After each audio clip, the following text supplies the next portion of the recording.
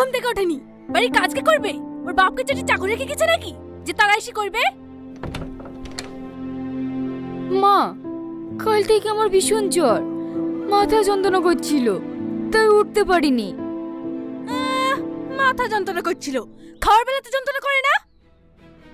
মা, আজকে কাজগুলো সালমাকে করতে বলেন না। কি? ছোট বউ করবে বাড়ির কাজ? ওর স্বামী মাসে 50,000 টাকা ইনকাম করে, আর তোর স্বামী কি করে? রাত দিন শুধু মাঠে বসে থাকে। তুই যেমন কিষানের বউ তেমন থাকবি। মা, এই কাপড়গুলোকে চেনতে বলেন। সালমা, তো একটু। কি? আমি যাবো কাপড় কাচতে? এই কাপড় কাচার জন্য আমার বাপের বাড়ি 4টে থাকে চাকরানি।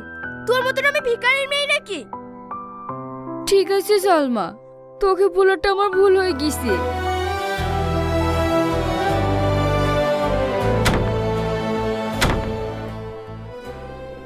বড় বৌমা, কিছু বলবেন আব্বা? আমি আর কি বলবো বলো, বলার জায়গা তো একটাই। আমি জানি সকাল থেকে তুমি কিচ্ছু খাওনি। ওই ফ্রিজের উপর কৌটোটা আছে, দাও দেখি। কি হবে আব্বা? আরে দাও না।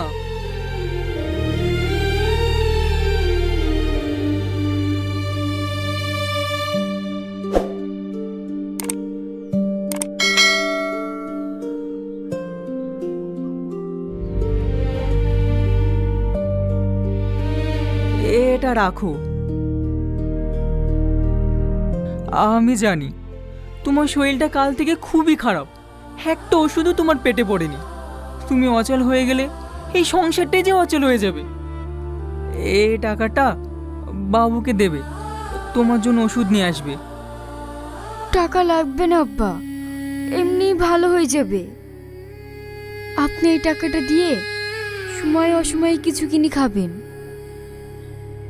ধরো তো বৌমা।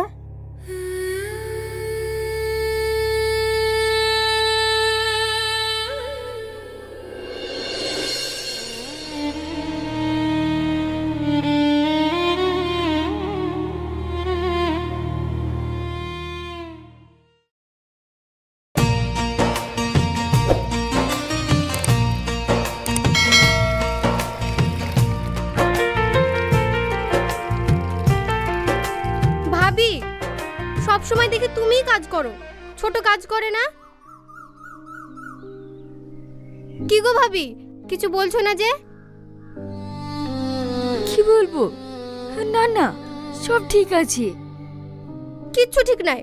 তোমার শাশুড়ি তো তোমাকে দেখতেই পারে না, সব সময় দেখি খিসমিস করে, আসলে তোমাকে ভালোই বাসে না। না না, আমাকে ভালোবাসে তো, সবাই ভালোবাসে। ভালোবাসে না ছাই, আমি সব জানি, তুমি মিথ্যা বলছো।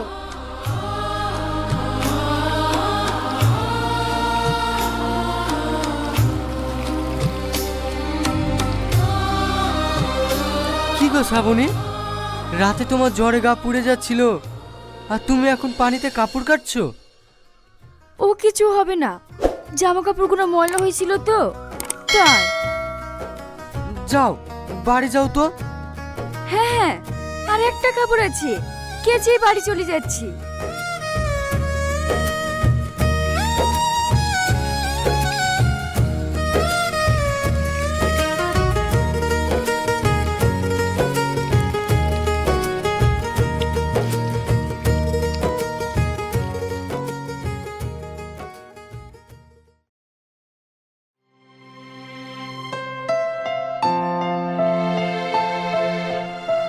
ভাবি, তুমি সেই সকালবেলা কাপড় কাচতে গেছো, আর এখন আসছো?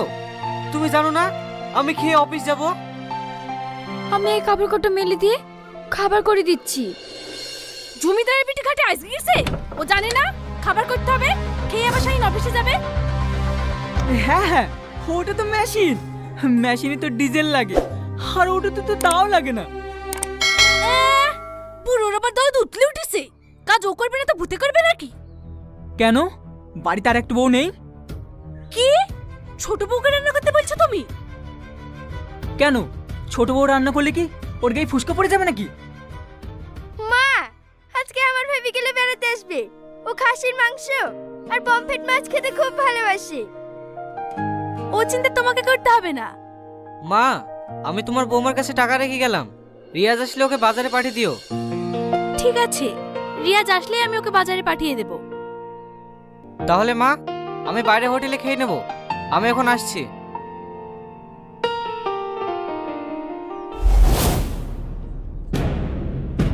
পুরামুখী, তোর জন্য আমার ছেলে নাকি অফিসে গেল, একটা কাজও ঠিকঠাক টাইমে করবে না। খবরদার তুমি ওকে মারবে না। ওর হয়ে যদি তুমি ওকালতি করতে আসো না, তোমার খবর কিন্তু খারাপ হয়ে যাবে। খবর খারাপ তো অনেক আগেই হয়ে গেছে, নতুন করে আর কি খারাপ হবে রামিসা? যদি তাই না হবে তাহলে রিয়াজের মাই বা মরবে কেন? কথা শুনে কার জ্বলি যায়।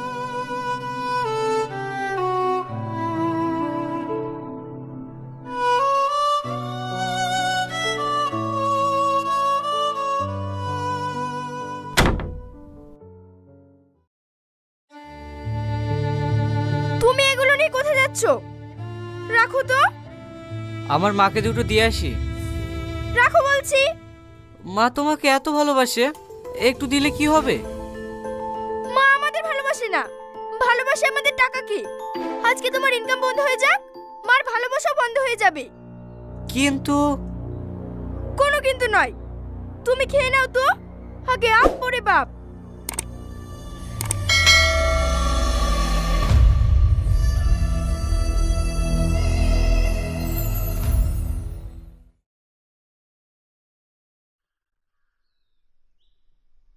এই নাও, এইগুলো খেয়ে ওষুধটা খেয়ে নিও। আমি বিকালে খেয়েছি, এগুলো লাগবে না, এমনি ওষুধ খেলিলেই ঠিক হয়ে যাবে। এতগুলো টাকা খরচ করে এসব আনার কি দরকার ছিল বলো তো? আমি তোমার এক অপদার্থ স্বামী, কারণ তুমি অসুস্থ হয়েছো, তোমাকে ওষুধও এনে দিতে পারছি না। তোমার স্বাদ আশা কোনোটাই আমি পূরণ করতে পারি না, তাই নিজেকে খুব ছোট মনে হয়। এ কথা বলো না গো, আমার স্বাদ আশা কোনোটাই নেই। আমি গরিবের মেয়ে, বাড়িতে অনেক কষ্ট করে বড় হয়েছি, তাই এই কষ্টগুলো কিছু মনে হয় না। তুমি যখন অনেক কাজ করে বাড়ি আসো, তখন আমি তোমার সামনে পেট ভরে খাবারটাও দিতে পারি না, তখন আমার ভীষণ খারাপ লাগে জানো। এতে খারাপ লাগা কি আছে? আমি তো তেমন ইনকামও করতে পারি না। কি গো, এইগুলো নিয়ে তুমি কোথায় যাচ্ছ? আব্বা মা বয়স্ক মানুষ, আমরা তো সেরকম কিছু এনে দিতে পারি না, তাই আব্বা মাকে এগুলো দিয়ে আসি। হ্যাঁ হ্যাঁ যাও, কিন্তু তুমি... না না, আমার এসব কিছু লাগবে না।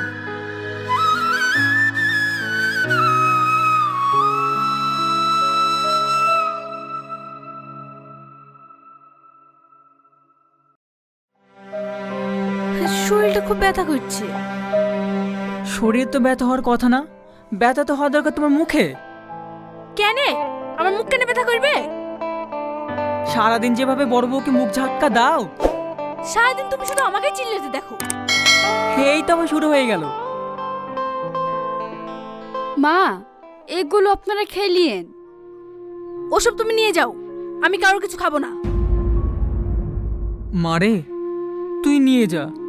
কোথায় দিচ্ছিস বলতো? আব্বা, কদিন ধরে দেখছি আপনার শরীরটা ভালো নেই, আবার মায়ের শরীরটাও ভালো দেখছি না। এগুলো খেলে আপনাদের শরীরে বল পাবে। দেখেছো রামিসা, বড় বউ কেমন ছায় ঘি ঢেলে গেল? কি বললে তুমি? না না, আমি কিছু বলিনি। বলবে তো তোমার ছোট বউ। তুমি খাও। খাবাই তো।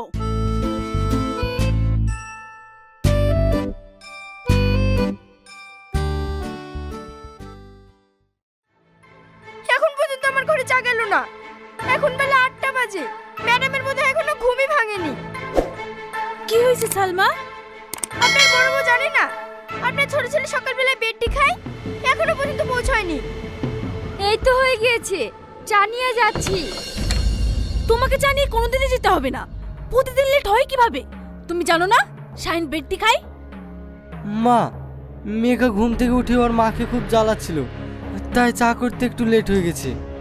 একদিন জ্বর, একদিন মাথা ব্যথা, রোজ রোজ একই বাহানা। এসব নাটক আমার আর ভালো লাগছে না। আরে সাত সকালে তো বকাবকি কিসের? বকবে না, শাহিন এখনো বেডটি পাইনি। হো তাই? আমি তো মনে করেছিলাম বাড়ির ছাদটাই হয়তো ভেঙে পড়েছে। তোমার তো সবসময় আংটা পাতানো ছাড়া কথা নাই। তোমাদের আবার ওঠার কি দরকার? বড় বউ চা নিয়ে তো যাচ্ছে, নাস্তাটা না হয় তোমরা ঘরেই করে নিতে। আপনি বললে তো হবে না। এই সংসারে আমার স্বামী প্রতি মাসে 50,000 টাকা করে দেয়, আর আপনার বড় ছেলে কি দেয়? তাহলে যা আপনার বড় বৌমা করবে না তো আমি করব নাকি? ছোট বউ ঠিকই বলেছে, এই সংসারে যত কাজ সব ওকেই করতে হবে। তাই যদি হয় তাহলে তো আইন মতো এই সংসারের সমস্ত কাজ তোমাকেই করতে হবে। কেন? কারণ তোমার স্বামী তো কাজ করতেই পারে না। কথা শুনে গা জ্বলে যায়।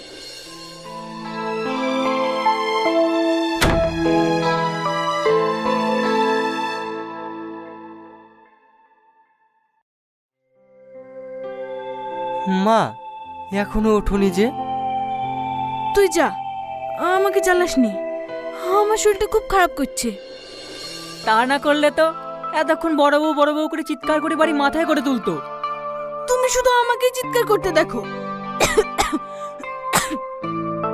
ঠিক আছে, আজ নয় চিৎকারটা নাই করলে। আব্বা আমি মমিন ডাক্তারকে ডেকে আসি।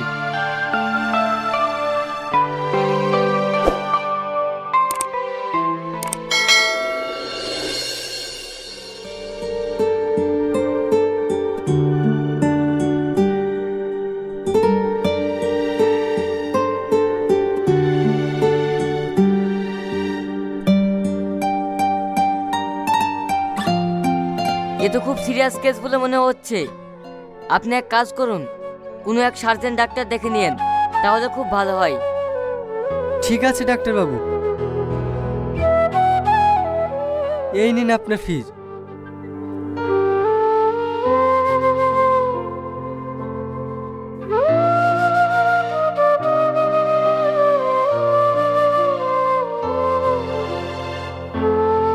মা আমি তাহলে আসছি।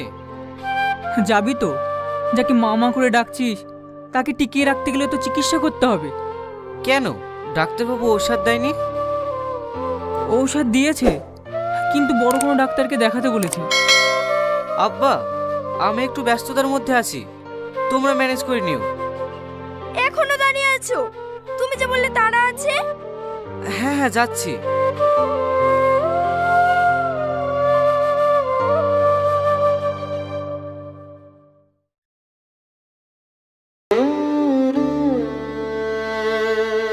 কি রে রিয়াজ, ডাক্তার কি বললেন?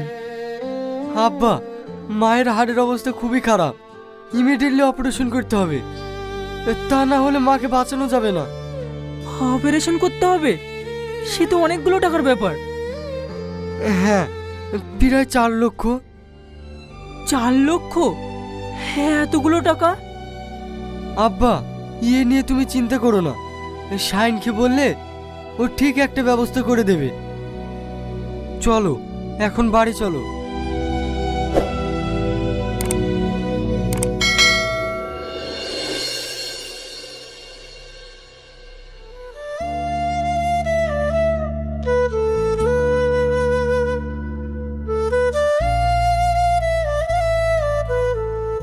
শাহিন একটু বাইরে আয়। থামো, কোথায় যাচ্ছ তুমি? আব্বা ডাকছে। তোমার আব্বা কিন্তু টাকার কথা বলবে, তুমি 1 টাকা দিতেও রাজি হবে না, কারণ কলকাতার ফ্ল্যাটের বায়না হয়ে গেছে, আমরা ওখানেই চলে যাব। কিন্তু মার এই অবস্থা। তাহলে মাকে নিয়ে থাকো, আমার কথা ভুলে যাও। আসলে আমি তা বলছি না। শাহিন, শাহিন আসছি আব্বা।